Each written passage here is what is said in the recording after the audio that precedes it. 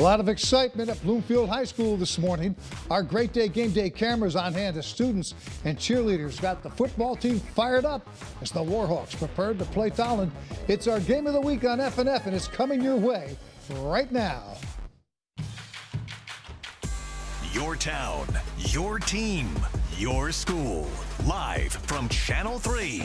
This is Friday Night Football. From our broadcast studio in Rocky Hill, welcome to Week 10. It's Friday Night Football. Glad you're with us tonight. I'm Joe Zone. I'm Mark Robbins. Hey, we got a lot of football highlights for you. We're also going to be checking out girls volleyball. It's the state championships, at least 2 of them tonight. And we got a lot more, and we're going to begin with the Game of the Week. In football, Tolland traveling to Bloomfield to go up against those Warhawks who had the rally this morning, and I think it got them plenty fired up. Second play from scrimmage, the lefty quarterback Cameron White to Zion Banton, 48 yards, and it's 7-0 Bloomfield. Second possession to Corey Jackson, slicing his way 7 yards into the end zone, 14-zip. Warhawks on top. Now, late second quarter, White throws the receiver screen to Justin Rowland. He controls it and finds his way down the sideline, tippy-toeing into the end zone. 28-0 at this point. Bloomfield rolls. 43-zip the final. Everything working quite well in our Game of the Week for Bloomfield. The team was straight in the head. Everybody knew that their job, and everybody did their job. We knew we were going to be brolic in here. We just had to keep on doing our job, and we kept on doing that, persisted, and we came out with the win. From the beginning, we had a great warm-up. A lot of the parents, it was senior night, so our kids were really, really ready for the game, and they showed out from the beginning to the end. Was there something you saw? Was it just you guys? It seemed like just the athletic ability was just kind of overwhelming for them. Well, it was all of us playing together. So, you know, when we're playing together like that, and we're playing fast and strong and physical, we're going to be hard to stop.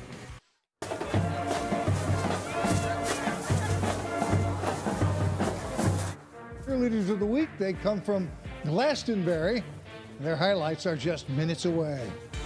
Top-ranked Killingly on the road tonight, taking on ECC rival Waterford. The Lancers are on the board first. Quarterback Josiah Rivera-Perry doing it himself up the middle. And then outside and in for the Lancers touchdown. The extra point gives Waterford a 7-0 lead.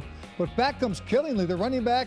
Hayden Knowledge, you know all about him. Nice moves, gets by the defenders. He's in for a touchdown. The Trailblazers are back in front. Finally, it's Allard again going right through the heart of the defense and in for the touchdown.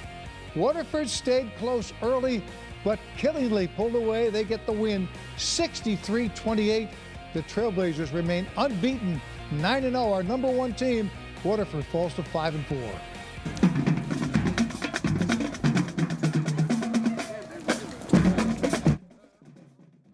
March in with our FNF Band of the Week from East Hartford. The Hornets highlights against Windsor coming up shortly. Joe and Mark, let's keep this party going. The playoffs are right around the corner. Teams are playing to solidify their spots in the state tournament, and we had a bunch of fun games on tap for this week. Let's get over to East Hartford, where the Hornets were trying to pull off the upset against number 9 Windsor. The Warriors' offense wasted no time getting to work. A.J. Robinson found Charlie Lewis in the end zone just 18 seconds into the game, putting Windsor on the board first. Now it's the Hornets' turn. East Hartford moved up and down the field on this first drive right there, and this connection between Anthony Caravallo and Bryce Grant put some pressure back on Windsor. The Warriors answered the call, though. Once again, Robinson finds his man, Masani Brown, on the fade in the back of the end zone. Windsor gets back on track with a blowout win, 61-18. Glastonbury was looking for their 3rd win in a row at home against South Windsor. Late in the first, South Windsor was cooking. Wyatt Prather finds Aiden Sada on the move in the end zone right there. South Windsor went for 2, and they got it, courtesy of Jaleel Montgomery. That score put the Bobcats up by 1, 8-7. Now check out this play for a second, because in the second quarter, Glastonbury's on the move. The handoff goes to Bennett DeBard, and then he was stopped right there, but several of his teammates come to his aid to help him out, pushing him and carrying him another 10 yards, and that awesome play set the stage for Dante Castilla to finish off the drive with a touchdown on the ground a couple of plays later. Glastonbury gets the dub, extending their winning streak to 3 games, 34-14.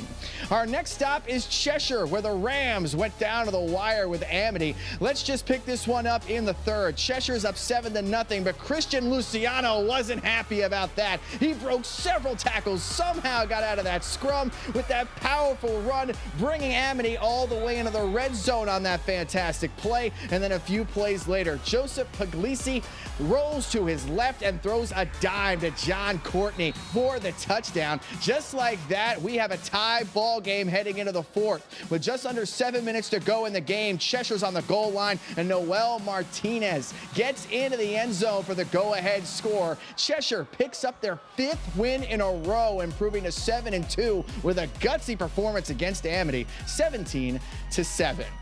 Now this week, East Catholic wide receiver Joey Montalvo solidified his name in the Connecticut high school football record books. By catching this 60-yard touchdown, Montalvo broke the record for the most career receiving yards in the history of the state of Connecticut. He broke the previous record of 3,677 yards, which was set almost 20 years ago by Aaron Hernandez. I caught up with the Connecticut's all-time leading receiver now right after the game, and he told me that none of this would be possible if it wasn't for everyone helping him along the way.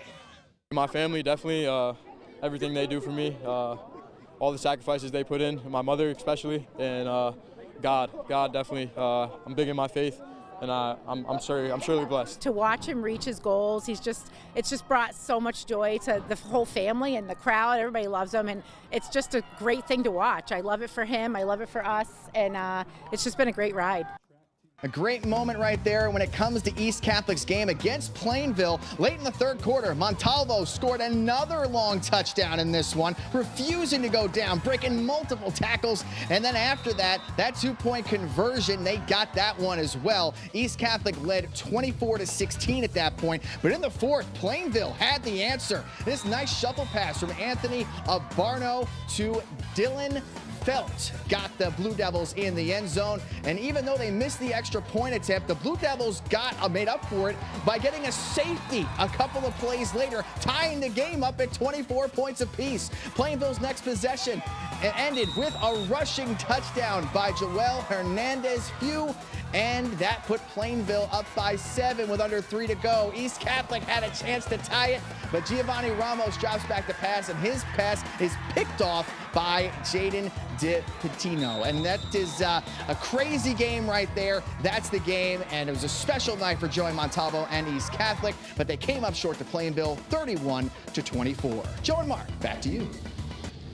All right, thanks so much, Dan. Now, let's take a look at the top 10 from the warm-up that we ran yesterday. Dan hosting that show killingly. You saw a win again. New Canaan, Berlin, Wilton all came in at 8-0. In fact, the top 6 came in at 8-0. But, Joe, we're going to find out they didn't end all 8-0. No, let's look at 6 through 10. Cromwell, Portland, Lott, New Britain won big, Daniel Hand won big, Windsor won big, and St. Joseph won.